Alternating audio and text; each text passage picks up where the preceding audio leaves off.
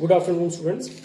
So today we are going to talk about Bose-Einstein condensation, which was theoretically observed in 1925 by Bose and Einstein and was experimentally confirmed by Anderson and Newton in 1995, who won the Nobel Prize for this in 2001.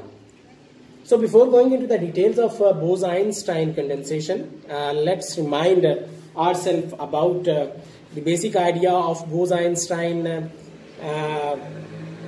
distribution function.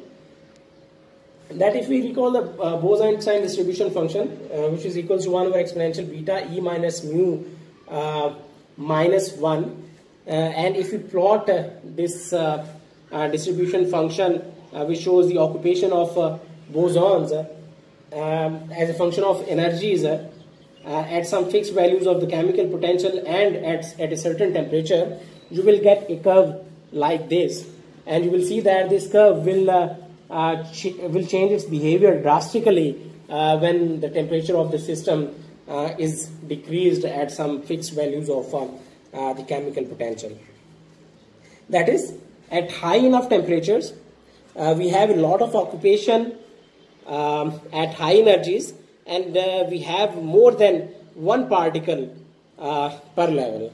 Whereas at intermediate temperatures shown by this black curve, there is not much occupation at these energies, which shows that most of the particles occupy the low energy levels.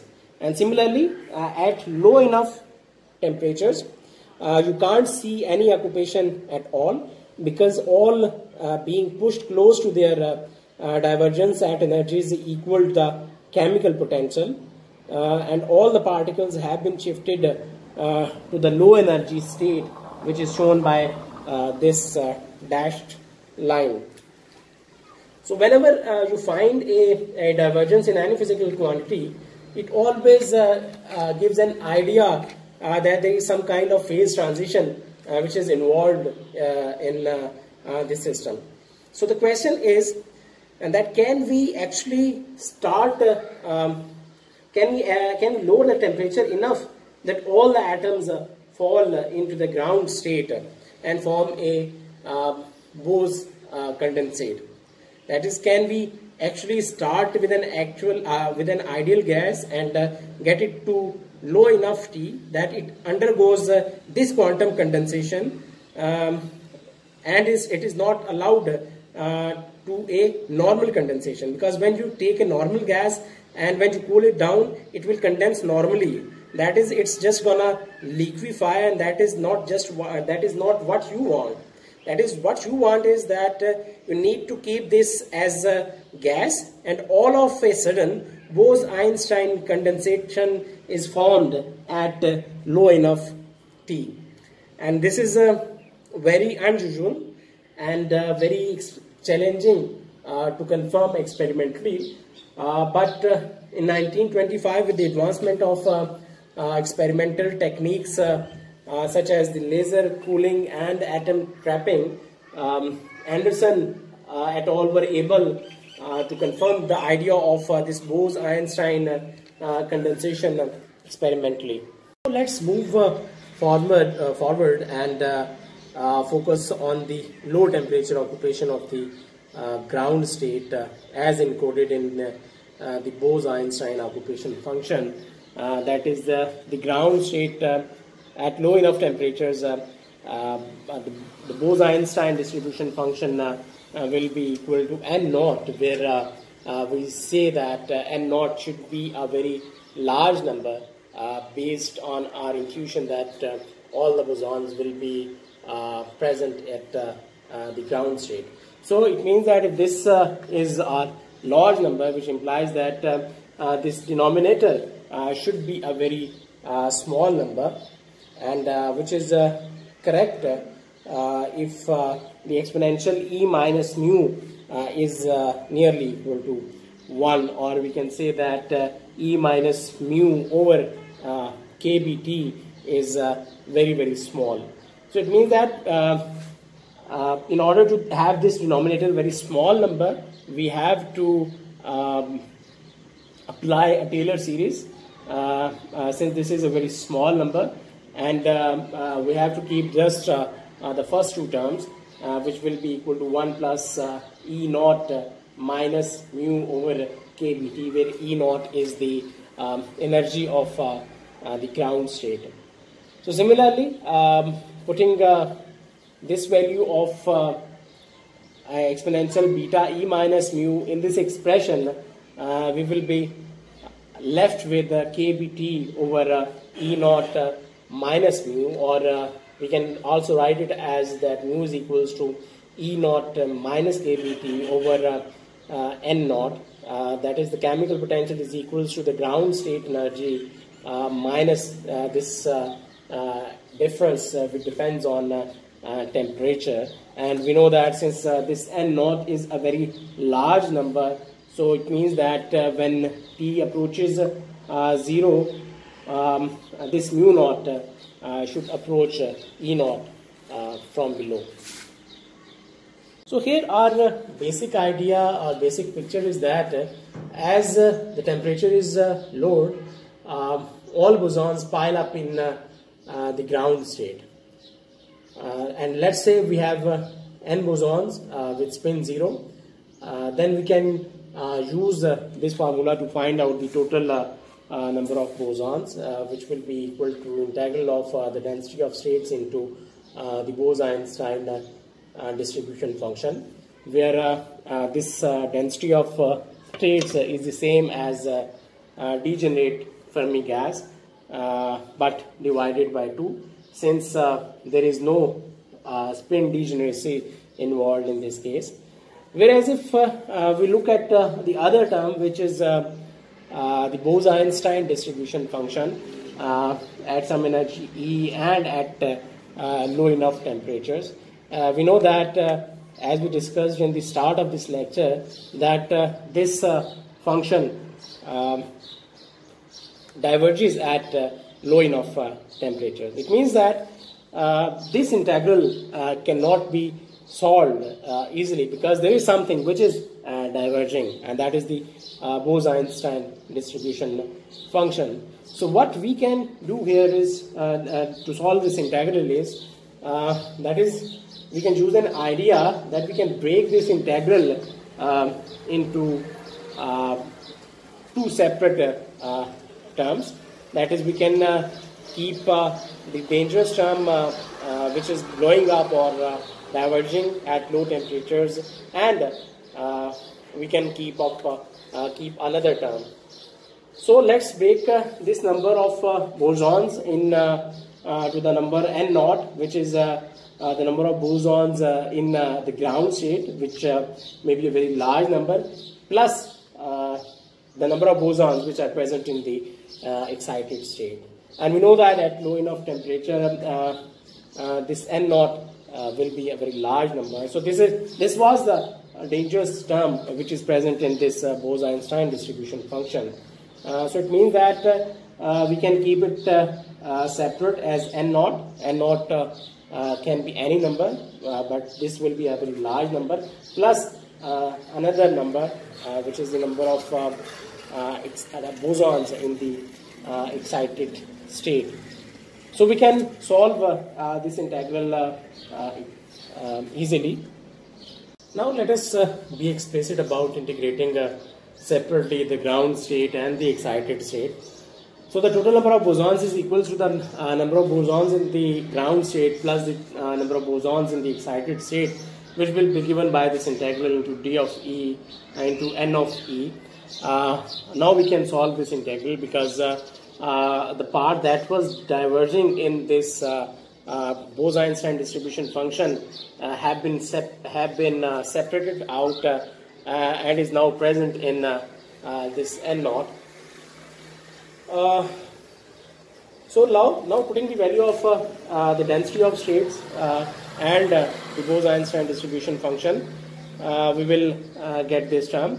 But again, we will see that unfortunately it is not easy to solve this integral as written, because there is a chemical potential which appears here. we know that the chemical potential also depends on temperature.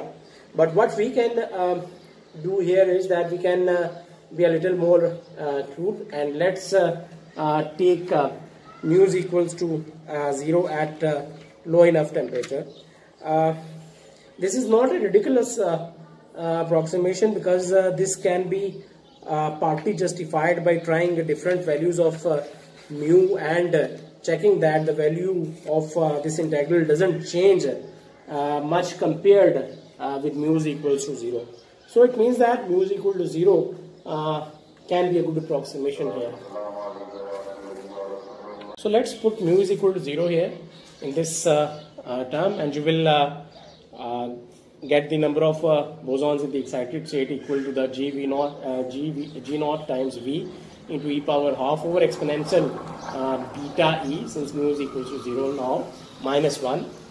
And this can be solved easily by taking by letting x is equals to e over kBt, and solving it, you will get the number of bosons in the excited state is equal to 2m kBt over h squared whole power 3 by 2 times v into this integral, which is a definite integral and has a value of 2.612. So plugging this value here, you will find the number of electrons in the excited state are equal to 2.612 times v into 2m kBt over h square. So what you have learned here is that as you increase the temperature of this Bose gas, the number of Bose particles in the excited state will increase by 3 by 2. Or you can also take a talk the other way around, that as we decrease the temperature of this Bose gas, the number of particles in the excited state drops as T power 3 by 2. Now we see that the number of bosons in the excited state drops as T power 3 by 2. It means that we are trying to understand the behavior of Bose-Einstein condensation by finding out the number of bosons in the excited state. And we see that the number of particles in the excited state decreasing as T power 3 half. It means that the number of bosons in the ground state should be increasing as we are decreasing temperature. And as we noted in Bose-Einstein distribution function, that as we decrease the temperature, the Bose-Einstein distribution function diverges at very low temperature. So this also gives you a concept of phase transition, that at a certain transition temperature Tc, at a certain critical temperature Tc, below this temperature all the bosons are present in the ground state, whereas at above this certain temperature Tc, all the bosons are present in the excited state. So let's imagine that there is a phase transition at some critical temperature T is equals to Tc. That is, for T greater than Tc, you have a normal ideal Bose gas. That is, the number of there are no bosons on the ground state, and at even at critical temperature, still there is no electron in the ground state. But as the temperature is decreased below the critical temperature, you will see that the ground state condensate forms with n naught is equal to n minus n excited, where n naught will not be equal to 0, and it will be a very large number. So now moving forward, let's first discuss the behavior at the transition temperature Tc, where we see that there are still no electrons on the ground state, and we will find that we can find out a relationship between the transition temperature and the number of total number of bosons n. We can see that the total number of bosons is equals to, from last expression, is equal to 2.612 into V into 2 pi m kb, now T is equal to Tc, divided by square whole power 3 half. And we know that these are the total number of bosons in the system which are conserved.